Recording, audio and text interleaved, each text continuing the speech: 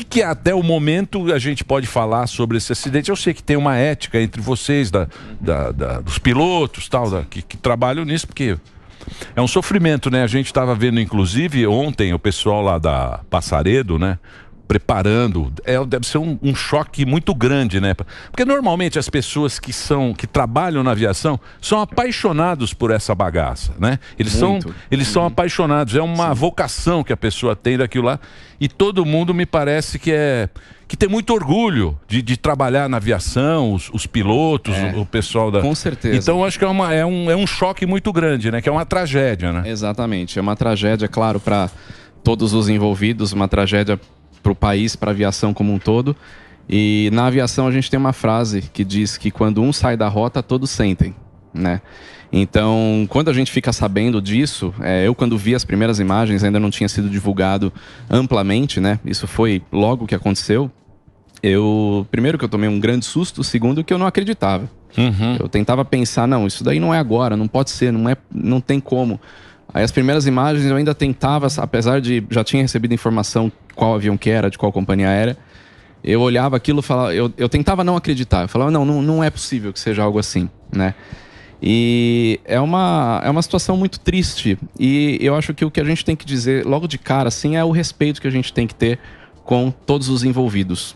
Os familiares, todas as vítimas, são 62 vidas perdidas, então isso obviamente é irreparável. E qualquer coisa que a gente fale não vai trazer, infelizmente, essas vidas de volta, mas um trabalho de investigação com a competência que o CENIPA, que é o Centro de Investigação e Prevenção de Acidentes Aeronáuticos, né, da Força Aérea Brasileira, o trabalho que eles fazem é de excelente qualidade, então eles vão trazer no seu devido tempo possíveis respostas, para a gente entender o que aconteceu e como que isso pode ser evitado no futuro.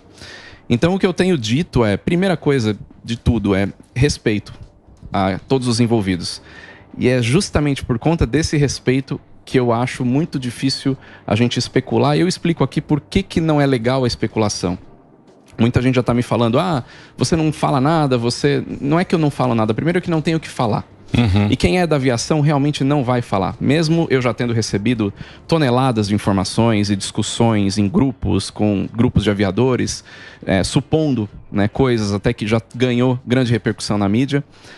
Mas você trazer uma especulação, isso mais atrapalha todo o processo do que ajuda, porque você começa a inundar a mídia como um todo, internet, grupos e tudo mais, com uma verdade que nem pode ser uma verdade lá na frente, ou pode ser, a gente pode ver um relatório preliminar daqui 30 dias, que é mais ou menos a média que sai, pode se confirmar o que está se falando agora da questão do gelo.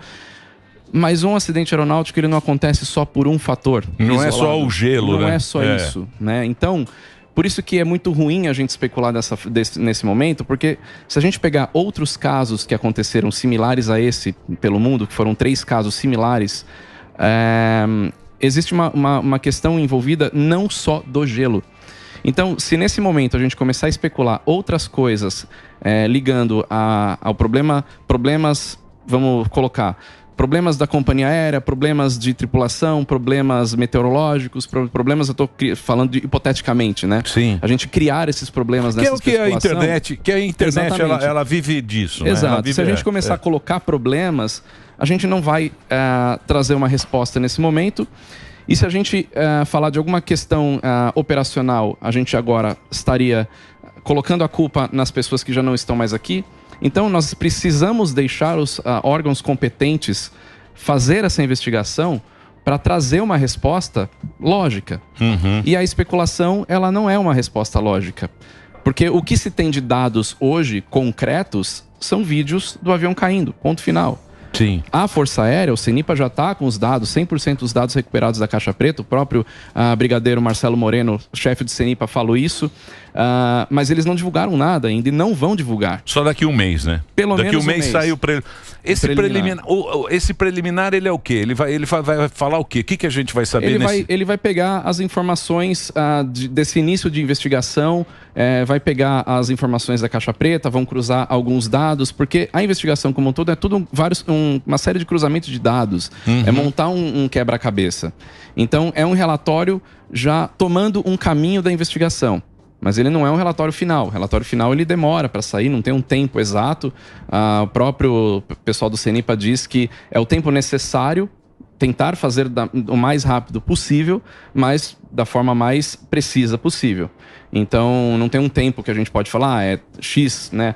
Varia aí, 1 ano, 2 anos. É quando eles chegaram a uma conclusão, né? Que é para outro acidente não acontecer. Exatamente. No preliminar ainda não tem essa conclusão, mas tem um direcionamento. Então dá para a gente ter uma ideia, de fato, do que foi, cruzando todos esses dados. Então é um processo longo, é um processo muito delicado, que envolve vidas, né? Então, a gente simplesmente sair já afirmando que foi essa causa, o próprio CENIPA não acha uma causa. O CENIPA ele acha fatores contribuintes. Então ele vai encontrar tudo aquilo que está envolvido nessa operação, não só o momento, vamos dizer, do gelo, né, como estão dizendo, mas tudo que tem antes do voo, o que acontece durante o voo, a tripulação envolvida, a companhia aérea, o fabricante do avião, o fabricante do motor. Ou seja, eles fazem... Tem o vídeo, né, que é o que a gente viu. Eles fazem dali para trás. Tudo que aconteceu... Sim, também. Tudo que o estudo é essa queda, eles analisam essa queda. Exatamente. E aí o que acontece, desde se teve manutenção, se não teve... E aí a gente vai saber realmente o que aconteceu. Exato. Eles montam um time muito grande de profissionais que vai desde os operadores, desde pilotos dessa aeronave, de psicólogos, médicos, engenheiros, pessoal do fabricante, que é um fabricante europeu, a ATR, do fabricante do motor, que é a Pratt & Whitney. Então, tudo isso é colocado junto e eles vão cruzar os dados que existem. Então, obviamente, os vídeos que foram divulgados, hoje, é um fator positivo para a investigação, né? Então, você já elimina aquela parte da investigação de entender como que esse avião se impactou com o solo. Então, já tem isso visual. E aí eles vão cruzar com todos os dados de caixa preta, vão cruzar com informações que tem de destroços. Tudo isso vai ser colocado na mesa. Então, por isso que é um trabalho longo. Eles podem até reproduzir, normalmente isso é feito, eles reproduzem esse voo em simulador de voo, colocando um piloto, um técnico desse avião para reproduzir aquilo que pode ter acontecido, simulando as condições climáticas. Uma coisa que não é especulação, que é realmente, que se sabe realmente, é a condição climática. Né? Nas cartas aeronáuticas de meteorologia, você tem ali que isso é uma região, certeza. Isso é uma certeza. Você tem que naquela região, naquele momento, tinha formação de gelo severa. Né? Então, mas aí as pessoas falam, não, esse avião não era bom para gelo. Pô, mas esse avião, ele tá no mundo inteiro. É por isso que a especulação mas cabe a gente falar aqui que, pô, você pode subir num ATR. Quantos ATR deve ter no mundo agora voando? Tem milhares. Milhares voando. O ATR é um super avião. Mas é a parte técnica que atua. Justamente isso, Emílio. Então, mas isso é que tá errado, porque o problema é você ficar aterrorizado para subir num avião. Certo. E o Brasil... Exato. Sim, mas, porra, essa passagem tem quantos anos essa companhia? É a companhia aérea mais antiga do Brasil em operação. Tá bom. Ela é de 1995. Eu acho importante a parte técnica. Aqui no Brasil, a gente não tem um acidente há quanto tempo? Que a gente não tem. O último acidente, então, quer dizer, é seguro voar, é muito seguro. ATR. Num ATR é muito seguro voar. Esse avião está no mundo inteiro. O último acidente dessas proporções foi em 2007 da TAM, ainda não era Latam. E depois teve um acidente em 2011, que é um acidente um pouco esquecido, aconteceu no Nordeste. Tiveram menos vítimas, foram, se não me engano, 16 vítimas, mas foi um acidente também ligado à aviação comercial. Mas mesmo assim, em 2011, a gente está falando de 13 anos atrás. Sim. Né? E então, exatamente o que você falou, Emílio. Você trazer essas informações especuladas, você já cria na cabeça da população que quer uma resposta rápida, naturalmente. Sim, claro, né? claro. Você já cria aquele pensamento, esse avião não presta, porque o gelo derrubou o avião. Tá todo mundo falando isso. O avião não aguenta gelo, ele caiu. Mas calma, a gente tem que entender por quê. É o que eu falei, podem ter vários fatores... Tem vários fatores contribuintes. O CENIPA, ele não disponibiliza o seu relatório final nem para entrar num inquérito, na investigação policial. Porque o objetivo do CENIPA não é esse. O objetivo do CENIPA, o objetivo da aviação é entender o que aconteceu para evitar que novos acidentes assim aconteçam pelo mesmo motivo. Basicamente é isso. Diferente de uma investigação policial que vai andar em paralelo, que se eu não me engano já deu início também, Aí é outra coisa, aí que vai tentar encontrar culpado, perícia, aí é outra coisa, mas não é a minha praia. Para né? tirar esses factoides que vocês estão falando, primeiro a diferença de uma ATR eu gostaria de saber, Sim. e segundo, que saiu muito na internet, é que é a manutenção desse avião, pessoas que já voaram nele, Sim. falaram do ar-condicionado, que não tinha uma condição adequada para estar lá. Sim. Então são coisas realmente que saiu na internet, a gente não é especialista igual você. A questão das manutenções, eu também não tenho propriedade para falar aqui de qual que é o programa de manutenção da companhia aérea, como é que eles estavam seguindo, e claro que isso vai entrar na investigação. Isso, de novo, o CENIPA vai colher esses dados. Certo. O CENIPA, nesse momento, ele está na primeira fase, que é a fase de coleta de dados. Né? A investigação ela vai seguindo dessa forma. Então, eles têm a coleta dos dados, depois tem todo o processo de investigação e, por último, o relatório final. Né? Então ainda tem um período aí de coleta de dados. Então, de fato, isso tem publicado que o avião sofreu danos em março desse ano, mas você entende que não tem como conectar isso que ele sofreu em março com isso que aconteceu agora. Tudo bem, é o mesmo avião. Ok, só que não vamos ser precipitados em conectar as coisas. Sim. Não tem nada a ver com uma coisa com a outra. Né? E de fato, a imprensa ela vai buscar dados lá atrás. Eu tenho informação de um amigo meu que tem uma empresa de táxi aéreo. Um helicóptero dele, infelizmente, sofreu um acidente 10 anos atrás. E acharam uma informação completamente inútil para aquele acidente. Depois o relatório mostrou que aquela informação não servia para nada. Que aquele helicóptero tinha sofrido uma pequena avaria numa das pás do rotor, no movimento parado dentro do hangar. Então eles foram buscar uma coisa que, no final, o relatório mostrou que não tinha nenhuma ligação. Então a gente tem que aguardar, justamente por isso. E essas informações, elas são muito perigosas, porque a população começa a formar uma opinião em cima dessas informações. Agora, falando do avião, o avião é extremamente seguro.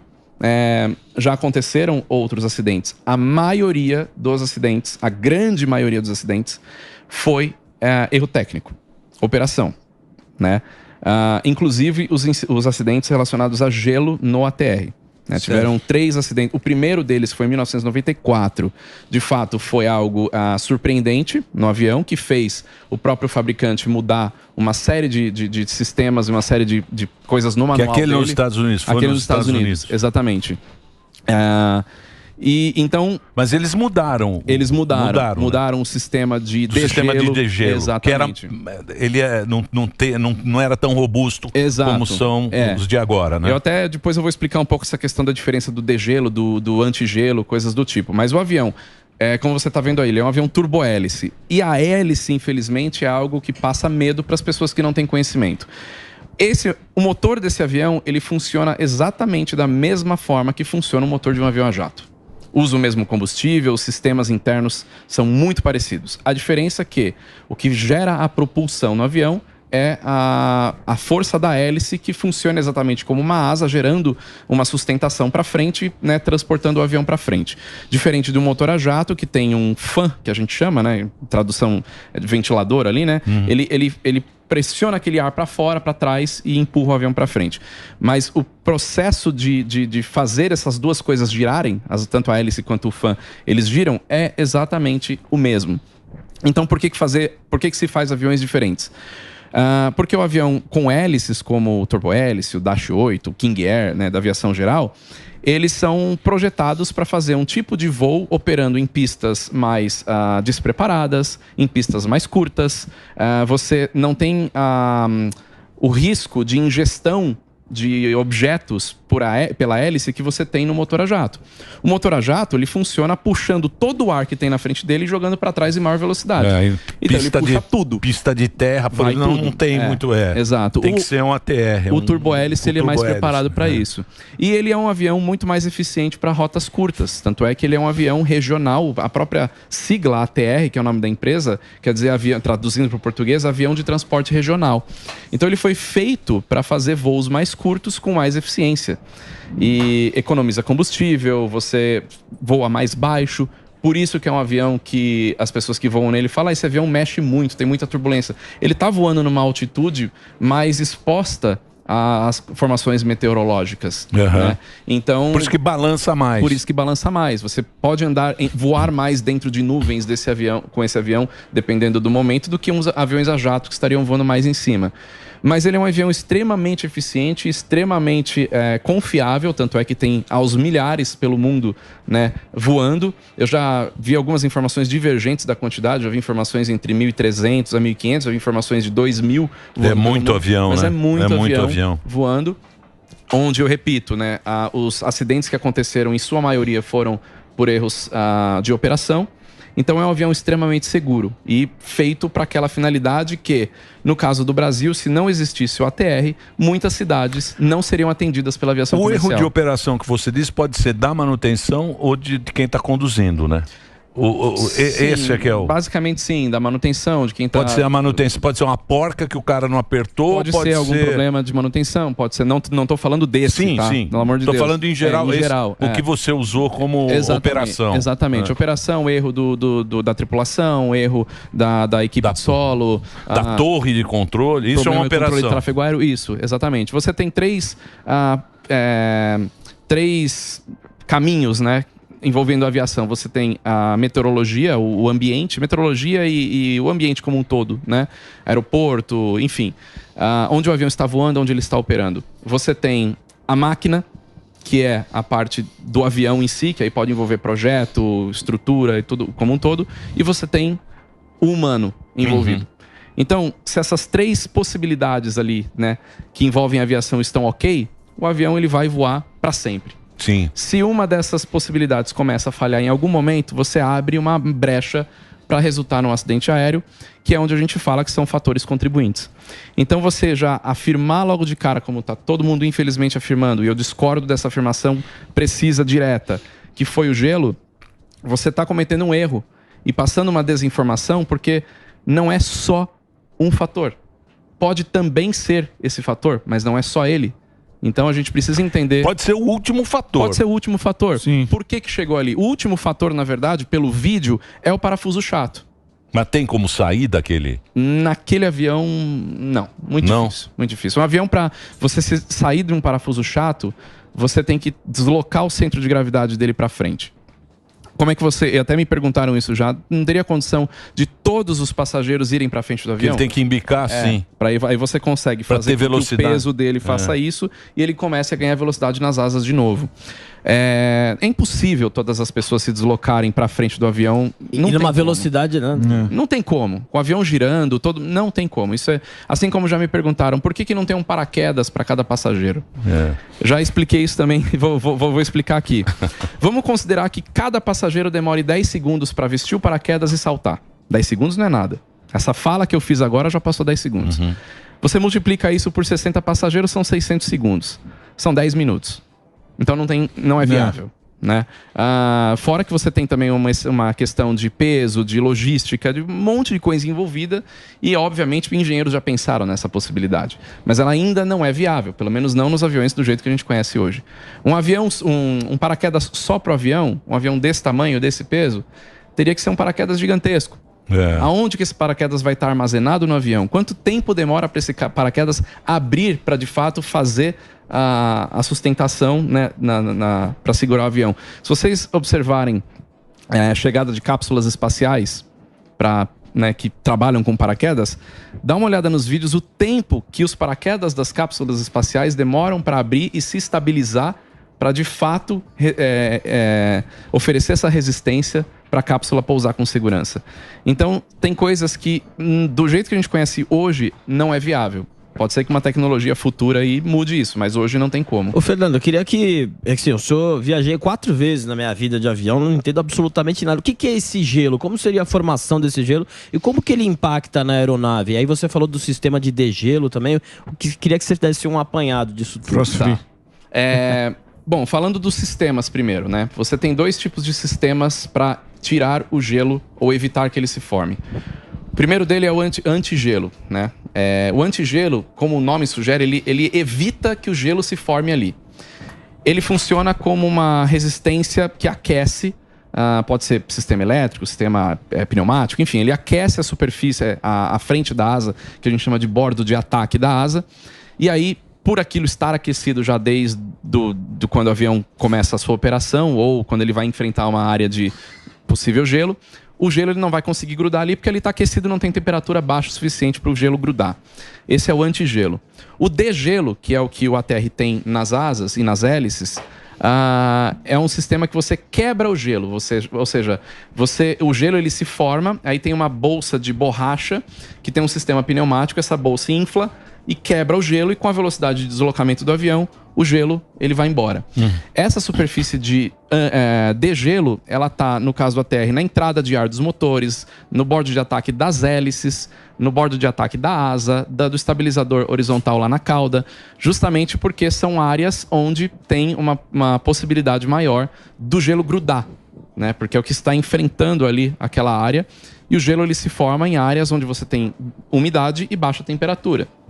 E se engana quem acha que o gelo se forma em temperaturas baixíssimas. Não, o avião está voando lá a uma altitude, não a terra, mas aviões a jato, por exemplo, uma altitude onde tem menos 50 graus Celsius, então o gelo vai se formar ali. Não, o gelo ele começa a se formar principalmente entre 0 e menos 20 graus Celsius. Que é onde tem umidade. É onde tem umidade, onde tem as nuvens. Então, se o avião ele entra numa área... Você já pegou voando? Não, eu não. Mas como é que mas você evita? Você sabe? Sim. Pelo radar do avião, como é que é isso? Primeiro, pelas condições meteorológicas que você vai voar, por onde você vai passar, você pega as cartas de informação meteorológica e você sabe onde vai ter formação de gelo. E os pilotos provavelmente sabiam. Não sei. É isso que a gente vai saber, entendeu? É por isso que você está falando. Exato. Isso tudo a gente só vai saber lá na frente. Agora, o gelo na asa, ele pode alterar... o gelo no avião, como um todo, ele pode ter vários problemas. Na asa, ele pode mudar o que a gente chama de perfil aerodinâmico. Ou seja, a asa ela tem um formato, aquele conhecido formato de gota, né? Se você olhar ela de lado, onde em cima é mais curvado, embaixo é mais reto, para você ter uma diferença de pressão e aí o avião subir. Quando você acumula gelo no bordo de ataque dessa asa, na parte da frente dela, esse gelo ele muda o perfil dela. O ar num aerofólio, uma asa, ele precisa passar de uma maneira muito linear. Ele tem que ser o menos turbilhonado possível. Porque a asa, ela gera diferença de pressão e se o ar for turbilhonado, isso daí vai ficar de forma errada. O ar vai estar passando de forma errada. Quando você tem gelo, o ar ele vai passar de forma errada e a asa pode perder completamente a sua eficiência. Aí cai que nem Mas a formação desse gelo é bem grotesco a ponto de não conseguir o ar passar dependendo... Como que é essa questão da aerodinâmica? Qualquer detalhezinho tem que ser uma coisa grotesca. Uma coisa maior. Sim. Por isso que o gelo num avião que tem o degelo, como o ATR, o gelo se acumula. Você vê a superfície do bordo de ataque, que ela é preta por conta da borracha, você vê aquilo ficar esbranquiçado com o gelo. Você vê o gelo. Agora, quando ela infla, quebra e o gelo vai embora. Então, ele tem um limite, né? Os projetos, eles indicam qual que é esse limite. Mas dependendo de onde esse avião estiver voando, da condição, isso pode se acumular muito rapidamente. É por isso que eu volto a dizer... foi o gelo. Tá, mas e o que aconteceu antes disso para resultar nisso? Mas uma coisa que você pode responder... Eu ouvi falar que esse avião, esse ATR, ele é sensível, ele é mais sensível que os outros ao gelo. Por quê? Ele é um avião com... o projeto dele não foi feito para ele enfrentar condições severas de gelo. Tá? Ele não tem o formato da asa, os sistemas de tirar o gelo de um avião de maior porte, como um Boeing 737, aqui dando qualquer exemplo. Mas ele é certificado. Ele é certificado sim para voar no gelo, mas não em condição de gelo severa. Tanto é que os pilotos desse modelo de avião sabem que na operação, quando eles identificam esse tipo de situação, saia dessa situação. Né? Ele tanto é certificado para voar no gelo que ele tem sistemas de degelo. Claro. Mas é o que eu costumo dizer, tudo existe um limite. Né? Nenhum avião é indestrutível. Qualquer avião, se você ultrapassar limites por algum motivo, você vai ultrapassar aquilo que ele aguenta e pode combinar com uma série de fatores e resultar num acidente.